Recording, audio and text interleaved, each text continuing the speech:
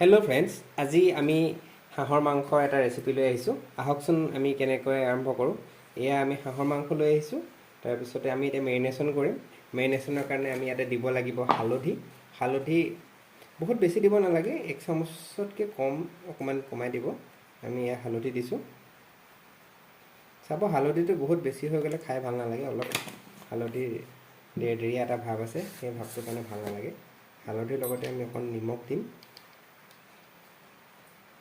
নিমখটো আপোনালোকে একেবাৰে হোৱাকৈও দিব পাৰে বা পিছত চাই টেষ্ট কৰি চাই অকণ লাগিলে অকণ দিব পাৰে। তাৰপিছতে আমি দিব লাগিব তেল। মিঠাতেল ব্যৱহাৰ কৰিব। মিঠাতেল ব্যৱহাৰ নকৰিলে আপোনালোকে বেলেগ তেল ব্যৱহাৰ কৰিলে মিঠাতেলৰ যোনটো সোৱাদ, সেই সোৱাদটো নাপাব। তেল দিলোঁ। তাৰপিছতে এতিয়া অকণ ইয়াতে নেমু চেপি দিম।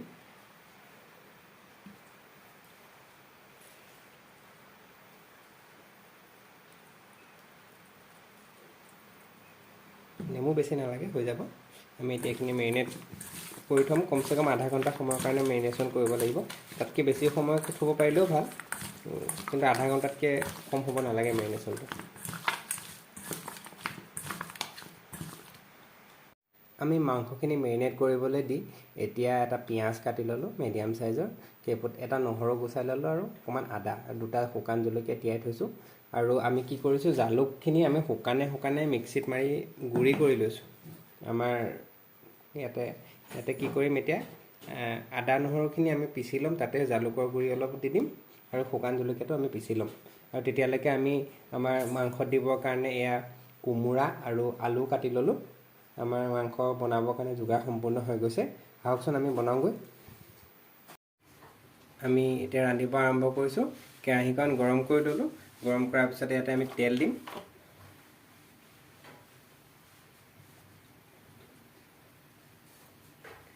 যিহেতু এতিয়া কাতি মাহৰ হাঁহ, গতিকে তেল বহুত বেছি প্ৰয়োজন নাই, কাৰণ হাঁহৰ পৰা তেল ওলাবই। আমাৰ এতিয়া তেল গৰম হৈ গৈছে। তেল গৰম হোৱাৰ লগে লগে আমি ইয়াতে কেইটামান জিৰা, অকণমান পাঁচফোৰণ, এটা শুকান জলকীয়া আৰু তেজপাত দিম।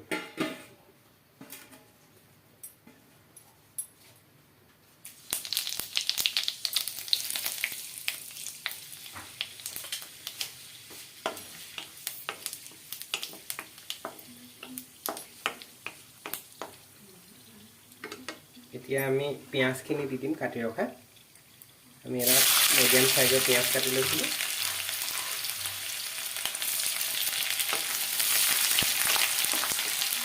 আৰু লগে লগে আমি পেষ্ট কৰি ৰখা আদা, নহৰু, তাৰপিছতে শুকান জলকীয়া আৰু জালুক একেলগে মিক্স কৰি থোৱাখিনি আমি ইয়াতে দি দিম। আপোনালোকে দেখিছে আমি এইটো খুন্দনাতে পিচি লৈছোঁ, মিক্সিত দিয়া নাই। আপোনালোকে ইচ্ছা কৰিলে মিক্সিতো দি ল'ব পাৰে।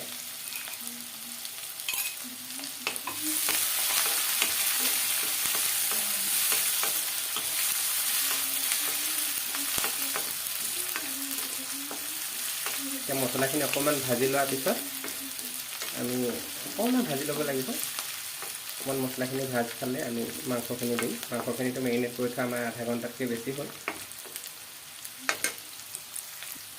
আমাৰ মছলাখিনি ভজা হৈ গৈছে। আপোনালোকে দেখিছে মছলাখিনি এটা ধুনীয়া ৰঙচুৱা নিচিনা হৈ গৈছে। এতিয়া আমি মাংসখিনি দি দিম।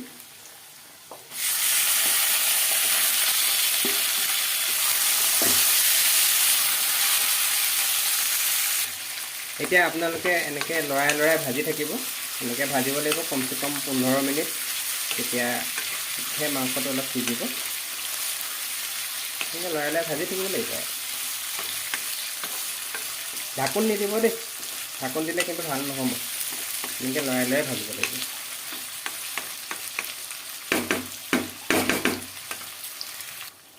এতিয়া আপোনালোকে চাওক কিমান তেল ওলাইছে। আমি ভাজি আছোঁ, ভাজি থকা 5 মিনিট 6 মিনিটমান হৈছেহে, বহুত তেল ওলাইছে আমাৰ হাঁহত।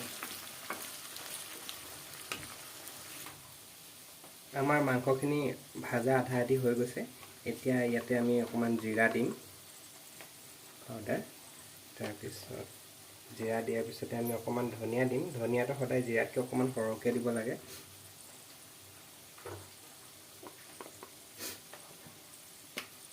তাৰপিছত অকণমান মিট মছলাটো অপশ্যনেল, আপোনালোকে ইচ্ছা কৰিলে দিবও পাৰে নিদিবও পাৰে, আমি অকণমান দিম, বেছি নহয়।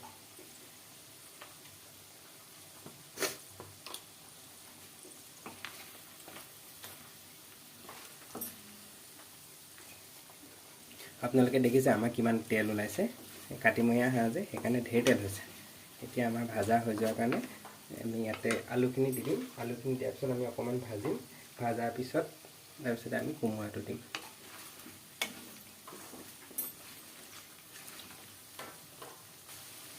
আমি আলুখিনি দিলোঁ, দিয়াৰ পিছত অকণমান ভাজি ল'লোঁ। এতিয়া আমি কোমোৰাখিনি তাতে দি দিছোঁ। কোমোৰাখিনি দিয়াৰ পিছত আমি অকণমান লৰাই পেলাই ঢাকোন দি ভাজিম, কাৰণ কোমোৰাখিনি সিজিব লাগিব, লগতে আলুও সিজিব লাগিব। মাংসটো আমাৰ আধা সিজিয়ে গৈছে।